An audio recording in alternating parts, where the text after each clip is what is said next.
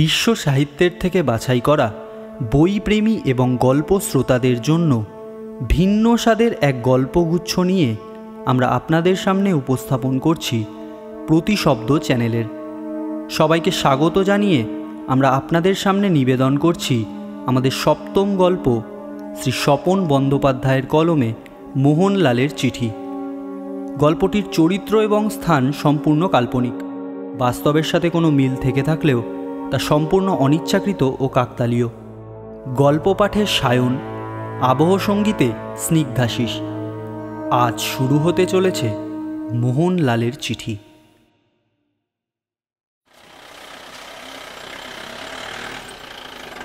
ঘর ঘর শব্দে যেন একটা হেঁচকি তুলে জিপটা এবার একেবারেই থেমে গেল। ড্রাইভারের আসন থেকে লাফিয়ে নামলো নিলয়। সুব্রত আর মুখগুলো নেমে এলো পিছু পিছু। জিপের সামনের বনেট খুলে টর্চ জেলে কিছুক্ষণ এটা ওটা নাড়াচাড়া খুটখাট করে নিলয় অবশেষে হতাশভাবে বলল, না, মনে হচ্ছে আজ রাতে এ অচল জিপকে আর সচল করা যাবে না। সর্বনাশ! সুব্রত আর মকবুল বেশ নার্ভাসভাবেই মুখ চাওয়াচাই করল।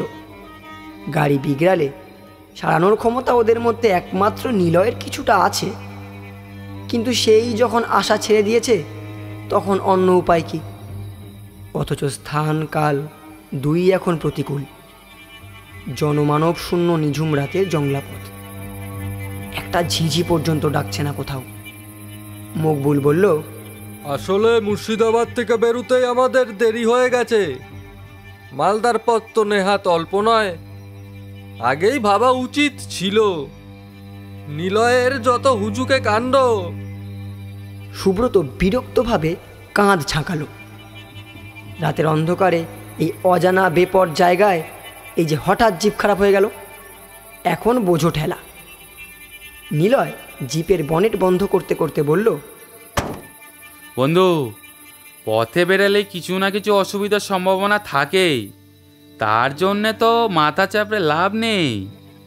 আমি বলি, আজকে রাতটাই জিপের মধ্যে আড্ডা দিয়ে কাটিয়ে দেওয়া যাক। আগামীকাল সকালে না হয়। আহা, কি সুপরামর্শই দিলি। নিলয়কে কথা শেষ করতে না দিয়েই ঝাঁঝিয়ে উঠল সুব্রত। এই পথটায় শুনেছি রাতে ডাকাতের আড্ডা। তারা যদি দেখে এই অন্ধকার নির্জনে খোলা জিপের মধ্যে জনাতিনেক তরুণ হাতে ঘড়ি, পকেটে মানিব্যাগ নিয়ে বসে আছে, তবে তো একেবারে আদর করে জড়িয়ে ধরবে। সত্যি রীতিমতো সংকটে পড়েছে ওরা। নিলয়, সুব্রত আর মকবুল তিন বন্ধু ছুটিতে মুর্শিদাবাদ এসেছে বেড়াতে। বাড়ি ওদের চন্দননগর। নিলয় সেখানকার সরকারি অফিসার। জিপ নিয়ে ওরা গতকাল পলাশী বহরমপুর ঘুরে মুর্শিদাবাদ পৌঁছেছে আজ সকালে। তারপর মুর্শিদাবাদের সমস্ত দ্রষ্টব্যগুলি দেখে মালদার পথ ধরতেই সন্ধে উতরে গেছে। নিলয় ভেবেছিল টানা জিপে রাত 10টার মধ্যেই মালদা পৌঁছে যাবে। ওখানে আগে থেকেই হোটেল ঠিক করে রেখেছে নিলয়। কিন্তু অকস্মাৎ পথের মাঝে এ বিপর্যয়। মকবুল হাত ঘড়ি দেখল, রাত 9টা বেজেছে। কিন্তু এরই মধ্যে এখানে নেমে এসেছে গভীর রাতের স্তব্ধতা। তিথিটা কি কে জানে। আকাশের মাথায় সরু এক ফালি চাঁদ ঝুলছে। হালকা জ্যোৎস্না ছড়িয়ে রয়েছে অন্ধকার প্রকৃতিতে। আশপাশে কোনো জনবসতি আছে বলেও তো মনে হচ্ছে না। দুপাশে শুধু বাগান কিংবা জট পাকিয়ে রয়েছে অজানা গাছগাছালি। সুব্রত হাতের টর্চ জেলে আশপাশটায় আলো ফেলে দেখছিল। হঠাৎ চেঁচিয়ে উঠল মকবুল, আরে, ওখানে একটা বাড়ি দেখা যাচ্ছে না? খুব কাছাকাছি। টর্চটা একটু ফেলতো। কথা মতো সুব্রত টর্চের ফোকাস ঘোরালো। জংলা বাগানের ফাঁকে সত্যিই একটা একতলা বাড়ি। জনমানবহীন এমন জায়গায় ও বাড়িতে কে থাকে কে জানে। হয়তো পোড়ো বাড়ি। মকবুল বলল, তা হোক, এই খোলা জিপে রাত কাটানোর থেকে পোড়ো বাড়িও ভালো। সুব্রত বলল, ঠিকই, কোনো রকমের দেখে শুনে একটা ঘরে রাতটা কাটিয়ে দেওয়ানি তো কথা। নিলয়, তোর কাছে তো ছুরিও আছে, সাপ খোপ যদি কিছু বেরোয়ও। নিলয় বলল, কোনো অবস্থাতে আমি পিছু পা নই, শুধু এই ঠান্ডায় আর দাঁড়িয়ে থাকতে ভালো লাগছে না। হ্যাঁ, ঠান্ডার একটা আমেজ আছে, সন্দেহ নেই। সময়টা সবেমাত্র সেপ্টেম্বরের প্রথম হলেও এই খোলা প্রকৃতিতে ঠান্ডার প্রকোপটা অপেক্ষাকৃত বেশি। ওরা আর কথা না বাড়িয়ে জিপটা রাস্তার ধারে বাগানের মধ্যে ঠেলে সরিয়ে দিয়ে জিপের মধ্যে যা কিছু ছিল তুলে নিয়ে এগিয়ে চলল সামনে। জংলা গাছগাছালির আড়ালে সেই পুরনো বাড়িটার দিকে। খয়া জ্যোৎস্না ঘেরা রাতে যেন হুমড়ি খেয়ে রয়েছে একটা জরাজীর্ণ ভবন। একতলা। বাড়িটার কাছাকাছি এসে টর্চ জেলে আলোটা ফেলতেই কোনো একটা কোটর থেকে লাফ মেরে বেরিয়ে এলো এক শিয়াল। তারপর দ্রুত ছুটে অদৃশ্য হয়ে গেল দূর অন্ধকারে। সঙ্গে সঙ্গে মকবুল চেঁচিয়ে উঠল, হুঁশিয়ার! ভেতরে ঢোকার আগে টর্চের আলোয় ভালো করে দেখে নেওয়া দরকার। শিয়াল ছাড়াও আর কি আছে কে জানে। নিলয় বলল, আর যাই হোক, অন্তত মানুষ যে নেই সে ব্যাপারে আমি নিশ্চিত। সত্যি, মানুষ বসবাসের এতটুকু চিহ্ন কোথাও দেখা গেল না। সারা বাড়িটাই কেমন থমথমে অন্ধকারে ডুবে রয়েছে। আমরা খোলা মাঠে থাকার বিপদে রাতে নতুন কোনো বিপদের মধ্যে ঢুকে যাচ্ছি না তো? সুব্রতর কণ্ঠস্বর এবার কিছুটা চিন্তিত শোনালো। কাওয়ার্ড! ধমকে উঠল নিলয়। এমন একটা অ্যাডভেঞ্চারের সুযোগ জীবনে কবার আসে বলতে পারিস? আয়, তোরা আমার পিছু পিছু। বলে প্রায় জোর করেই সুব্রতর হাত থেকে টর্চটা কেড়ে নিয়ে ভেতরে ঢুকে পড়ল নিলয়। অগত্যা সুব্রত আর মকবুলও পিছু নিল। ওরা জানে এখন আর নিলয়কে বাধা দিয়ে কোনো লাভ নেই। চিরকালের ডান পিটে নিলয়। কি কুক্ষণেই যে ওরা নিলয়ের প্রস্তাবে এক কথায় ওর সঙ্গী হয়েছিল মনে মনে দুজনেই ভাবে। এখন কপালে কি আছে কে জানে। বাড়িটা সত্যিই পরিত্যক্ত। এমন বাড়িতে মানুষ থাকতেই পারে না। এ বাড়ি কত কালের পুরনো কে জানে। কোনো রকমের সামনের দিকটা খাড়া রয়েছে, চতুর্দিকেই তো ধ্বংসস্তূপ ছড়ানো। তবে এককালে যে বনেদি ভবন ছিল তা বেশ বোঝা যায়। বস্তুত মালদার কাছাকাছি এ জায়গাটা পুরনো নবাবী আমলের। বেশ কিছু পুরনো আমলের পরিত্যক্ত বাড়ি এসব এলাকায় ছড়ানো রয়েছে। এটাও সেরম কোনো বাড়ি হবে। নিলয় বলল, বেশি ভেতরে না ঢুকে সামনাসামনি কোনো ঘরেই বরং রাতটা কাটিয়ে দেয়া যাক। এক কথায় রাজি হয়ে গেল অন্য দুজন। সামনেই একটা পাল্লা ভাঙা গোটা ঘর দেখা যাচ্ছে। ওরা সন্তর্পণে এগিয়ে গেল সেই ঘরের কাছে। হাতের টর্চটা জেলে নিলয় প্রথম পা ফেললো ঘরের ভেতরে। তারপরে ছিটকে বেরিয়ে এলো তিরিং করে। এই কিরে, কি হলো? সুব্রত আর মকবুল সভয়ে পিছিয়ে এসে বলে। নিলয়কে আর উত্তরটা দিতে হলো না। তার আগেই টর্চের আলোয় চোখে পড়ল ঘরের ভেতর থেকে বেরিয়ে এসেছে বিরাট সাইজের একটা ইঁদুর। তারপর সেটা কিচকিচ করতে করতে ছুটে গেল সামনের ভাঙা দালানটার দিকে। উফ! নিলয় একটা নিঃশ্বাস ছাড়ল। তারপর বলল, পোড়ো বাড়ির ভয় আমার মতন ছেলের ঘাড়েও কেমন চাকিয়ে বসতে পারে দেখেছিস? সুব্রত মকবুল কোনো কথা বলল না। আজকের মতো এমন বিশ্রী রাত ওদের জীবনে আগে কখনো আসেনি। একটা বিশাল সেকেলে হলঘর। টর্চের আলো ফেলে যতটা সম্ভব দেখা গেল তাতে বোঝা গেল একসময় ঘরটা বেশ কারুকার্যময় ছিল, কিন্তু এখন চতুর্দিকে চুন বালি খসে পড়ে কঙ্কালের মতো জায়গায় জায়গায় ইট বেরিয়ে পড়েছে। মেঝেতেও যত রাজ্যের ধুলো। গতকাল যে এ ঘরে মানুষের প্রবেশ ঘটেনি তা কে জানে। নিলয় ততক্ষণে হাত ব্যাগের মধ্যে থেকে খুঁজে পেতে একটা মোমবাতি বার করে ফেলেছে। তারপর সেটা জ্বালিয়ে রেখেছে একটা কুলুঙ্গিতে। মোমবাতির অল্প আলোয় কাঁপছে তিনজন মানুষের ছায়া, যেন কোনো অশরীরী দৃশ্যপটের মতো। পরিবেশ রীতিমতো রহস্যময়। নিলয় কুলুঙ্গিটার নিচে অপেক্ষাকৃত পরিষ্কার একটা অংশে মেঝেতে চাদর বিছিয়ে ধপাস করে বসে বলল, আজকের মতো রাতটা এখানেই কাটাতে হবে, খুব একটা অসুবিধা হবে না, কি বল? সুব্রত আর মকবুল নিলয়ের মতো অতটা নিশ্চিন্ত হতে পারছিল না। পথে খোলা জিপের মধ্যে থাকার চেয়ে এ ব্যবস্থাটা ভালো হলেও বিপদ যে এখানেও নেই তা কে বলতে পারে। চোর ডাকাতের আস্তানা কি এটা হতে পারে না? এত পুরনো বাড়িতে সাপ, খোপ, নিশাচর, হিংস্র জন্তু ছাড়াও হঠাৎ কে যেন শব্দ করে উঠল না, কোনো মানুষ কি? কিন্তু ঘরের তিনজন কেউ তো শব্দটা করেনি। কয়েক মুহূর্ত তিন বন্ধুই কেমন হতচকিত হয়ে থাকে। তারপর ওদের মধ্যে সাহসী নিলয় টর্চের ফোকাস ফেলে দেখতে শুরু করে ঘরের অন্য পাশের আনাজ কানাজগুলো, যেখানে মোমবাতির স্বল্প আলো রেখা গিয়ে পৌঁছায়নি। শব্দটা যখন ওদের তিনজনের কণ্ঠ থেকে বেরোয়নি, তখন অবশ্যই এ ঘরে অন্য আর একজন কেউ আছে। কে সে? কে? অন্য প্রান্তে একটা পাল্লা ভাঙা জানলার নিচে টর্চের আলোটা পড়তেই চমকে উঠল ওরা তিনজন। না, ওরা একটুও ভুল দেখছে না। ওখানে একধারে মেঝের ওপর একটা চাদর পেতে শুয়ে রয়েছে একজন মানুষ। বেঁচে নিশ্চয়ই আছে, না হলে একটু আগে শব্দ করলো কি করে?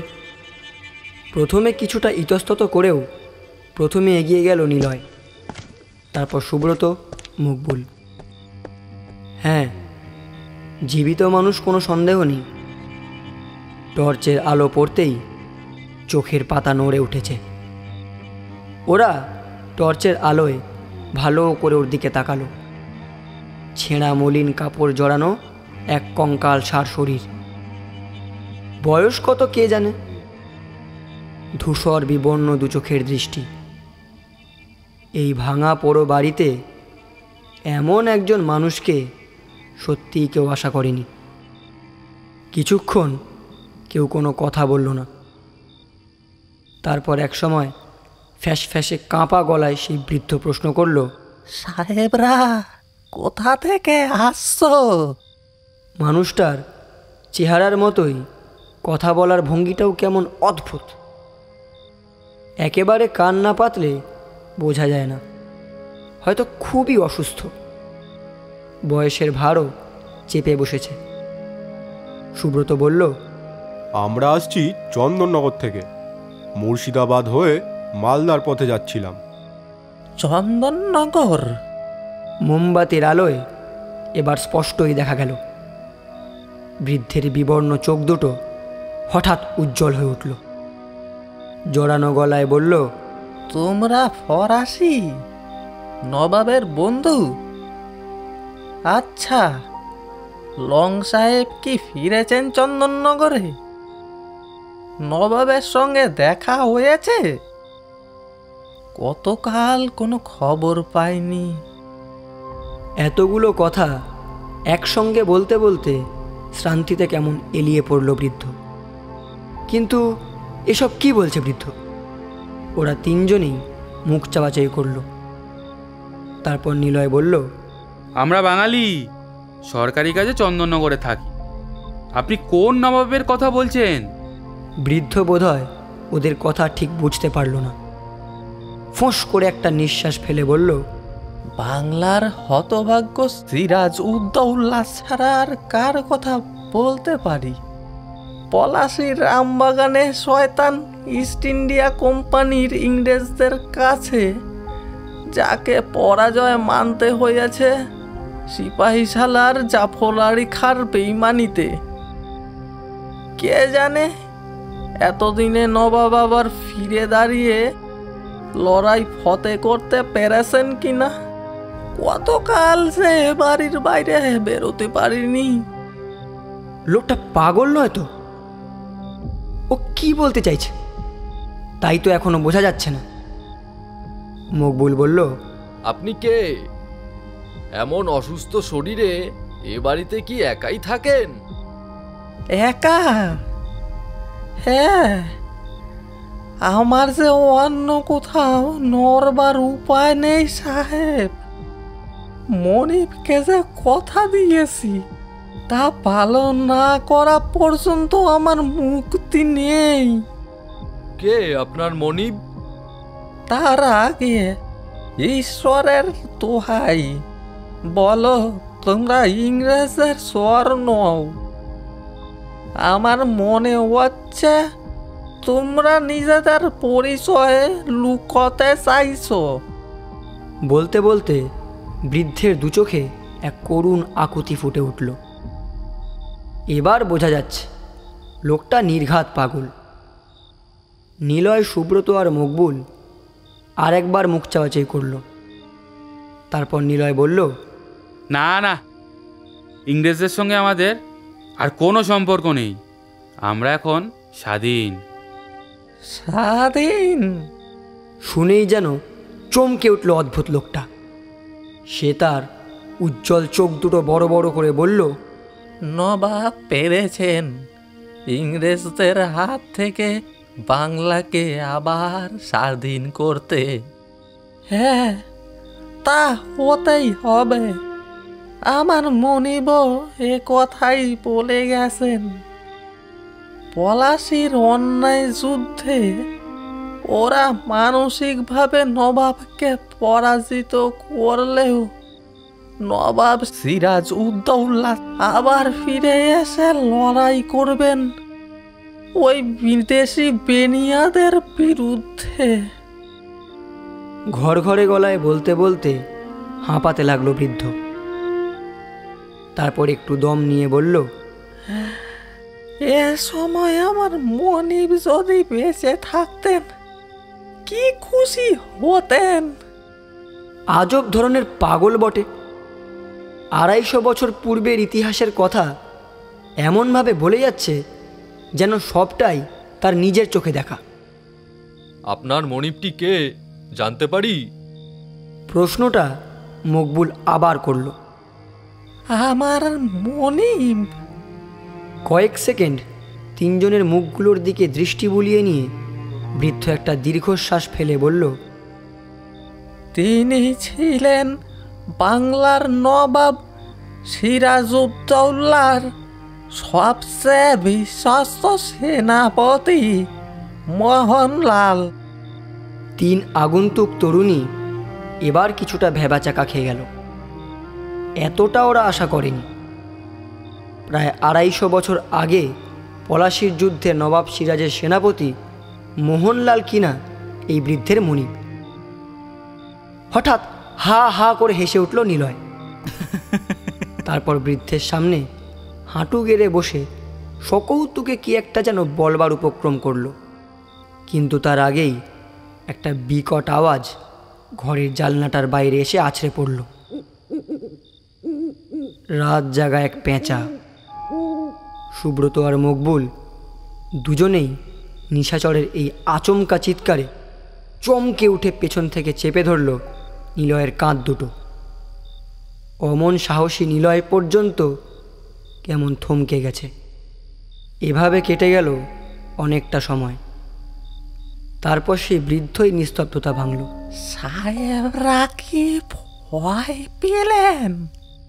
এমন শরীর নিয়ে জনমানবহীন জঙ্গলে জায়গায় এই পোড়ো বাড়িতে কি উদ্দেশ্যে আপনি রয়েছেন বলুন তো? নিজেকে সামলে নিয়ে নিলয় এবার টান টান হয়ে প্রশ্ন করল। সে তো সাহেব অনেক কথা। বৃদ্ধ নিলয়ের সন্দিগ্ধ দৃষ্টির তোয়াক্কা না করেই বলল, যদি শুনতে চান বলতে পারি। কতকাল যে এভাবে কথা বলার লোক পাইনি। নিলয়, সুব্রত, মকবুল কোনো জবাব দিল না। বৃদ্ধ নিজেই শুরু করল। সেই যে যেবার পলাশির আম বাগানে ইংরেজদের সঙ্গে নবাবের লড়াই হলো, আমি সেনাপতি মোহনলালের প্রধান দেহরক্ষী হয়ে যুদ্ধ করেছি। আচ্ছা, রাত দুপুরে এসব আজগুবি গল্পের ফাঁদ পেতে ওর অন্য কোনো অভিসন্ধি নেই তো? সুব্রত ভাবল, কিন্তু রোগজীর্ণ ওই বৃদ্ধ মানুষটার পক্ষে 3 জন জওয়ানের কি ক্ষতি বা করা সম্ভব? তখনও বৃদ্ধ বলে চলেছে, পলাশির যুদ্ধ শেষ হয়ে গেল। নবাবের প্রধান সেনাপতি মির্জাফরের বিশ্বাসঘাতকতায় পরাজিত হলো নবাবের বাহিনী। কিন্তু একজন মানুষ তখনও মেনে নিতে পারেনি এ বিপর্যয়। শরীর মনের শেষ শক্তিটুকু দিয়ে তখনও লড়াই করে যাচ্ছিলেন শত্রুর বিরুদ্ধে। তিনি আমার মনি সেনাপতি মোহনলাল, যাতে কাশ্মীরি ব্রাহ্মণ, কিন্তু বহুকাল বাংলায় থেকে বাঙালি হয়ে গেছেন। এদিকে যুদ্ধের ফলাফল নির্ধারণ হয়ে যাওয়ার পরে নবাবের পরাজিত সৈন্যরা তখন পালাতে শুরু করেছে। আমার মনিব কিন্তু পালাতে চাইলেন না। বললেন, বিদেশের বর্ষতা স্বীকার করার থেকে যুদ্ধক্ষেত্রে শত্রুর সংহার করতে করতে প্রাণ দেয়া অনেক গৌরবের। কিন্তু ধীরে ধীরে ক্লান্ত হয়ে পড়ছিলেন তিনি। আমি ছিলাম তার সব থেকে প্রিয় অনুচর। জীবনের সর্বক্ষেত্রেই ছায়ার মতো অনুসরণ করেছি। আজও এই মুহূর্তে তাকে ছেড়ে রণক্ষেত্র ত্যাগ করতে পারলাম না। যদিও জানি এখন না রে যুদ্ধ বৃথা। হঠাৎ এক দারুণ অস্ত্রঘাতে জ্ঞান হারালেন মোহনলাল। আমিও সুযোগ পেলাম। আর দেরি না করে মনিবকে নিজের ঘোড়ার পিঠে তুলে নিয়ে রণক্ষেত্র ত্যাগ করলাম। পথে অনুসরণ করলো ইংরেজদের সেনারা। নানা কৌশলে তাদের চোখে ধুলো দিয়ে এসে পড়লাম এখানে। এটা ছিল আমারই এক বাগান বাড়ি। বছরের বেশিরভাগ সময় এমনই পড়ে থাকতো। এ খবর বাইরের অনেকেই জানতো না। আমি আমার আহত সংজ্ঞাহীন প্রভুকে এনে তুললাম এখানে। বাইরে খাঁ খাঁ রাত। মালদার পথে এই নিঝুম পোড়োবাড়ির এক অদ্ভুত বৃদ্ধের কাছে 3 বন্ধু এক অদ্ভুত ইতিহাসের গল্প শুনছে।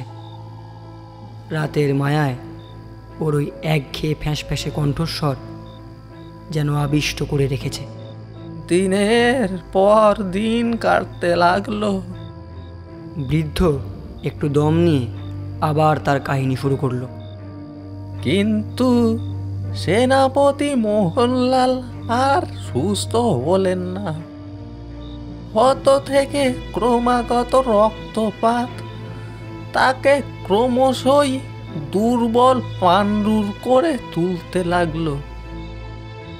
কিন্তু তিনি মন প্রাণ দিয়ে চাইতেন সেরে উঠে আবার নবাবের সঙ্গে মিলিত হতে। তিনি বিশ্বাস করতেন পলাশির যুদ্ধে নবাব সিরাজের পরাজয় যুদ্ধের শেষ কথা নয়।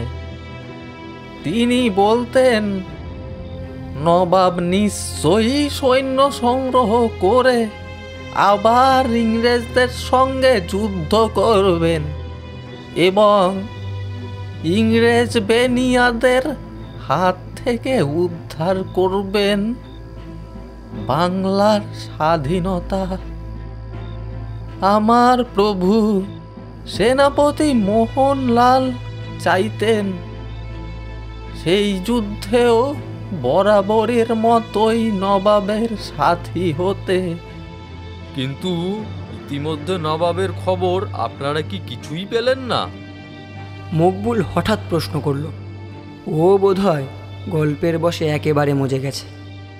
খবর পাওয়া সম্ভব ছিল না সাহেব। এ এলাকায় আমরা ছাড়া কাছাকাছি আর কোনো জনপ্রাণীর বাস ছিল না। আমারও সম্ভব ছিল না মনিবকে একা রেখে দূরে যাওয়া। তারপর কি হলো? তারপর একটা দীর্ঘশ্বাস ফেলল বৃদ্ধ। আমার প্রভু বীর সেনাপতি মোহনলাল জীবনের শেষ মুহূর্ত পর্যন্ত নবাব সিরাজউদ্দৌলার কথা স্মরণ করতে করতেই মারা গেছেন। মৃত্যুর আগেও এ বিশ্বাস নিয়ে গেলেন ইংরেজ বেনিয়ার হাত থেকে দেশের স্বাধীনতা নিশ্চয়ই ফিরে আসবে।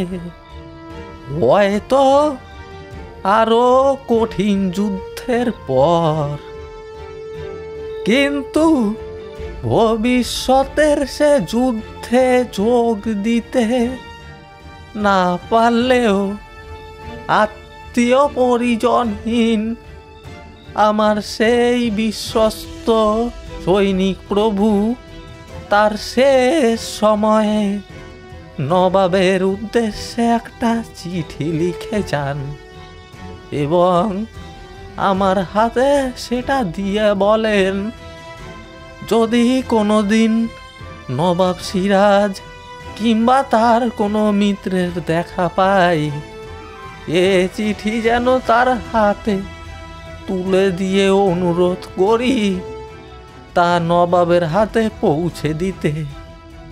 তবে আমার প্রভুর অতৃপ্ত আত্মা শান্তি লাভ করবে। বলতে বলতে বৃদ্ধ এবার তার শীর্ণ শির ওঠা ডান হাতটা বালিশের নিচে নিয়ে গিয়ে সেখান থেকে একটা কৌটো বার করল। কৌটোর ঢাকনা খুলতেই বেরিয়ে এলো তুলোট কাগজে লেখা এক লিপি। তারপর সেটা কাঁপা হাতে 3 বন্ধুর দিকে এগিয়ে দিয়ে বৃদ্ধ বলল, সাহেব, আপনারা এসেছেন চন্দননগর থেকে। ওখানকার ফরাসিরা ছিল নবাবের মিত্র, তাই এ চিঠি আজ আপনাদের হাতেই তুলে দিয়ে আমি দায়িত্ব থেকে মুক্ত হলাম। নিলয় হাত বাড়ালো। তুলোট কাগজে ভূষকালিতে উর্দুতে লেখা একটা চিঠি ওর হাতে এগিয়ে দেয় বৃদ্ধ। সুব্রত বলল, কি আছে সেনাপতি মোহনলালের এই চিঠিতে?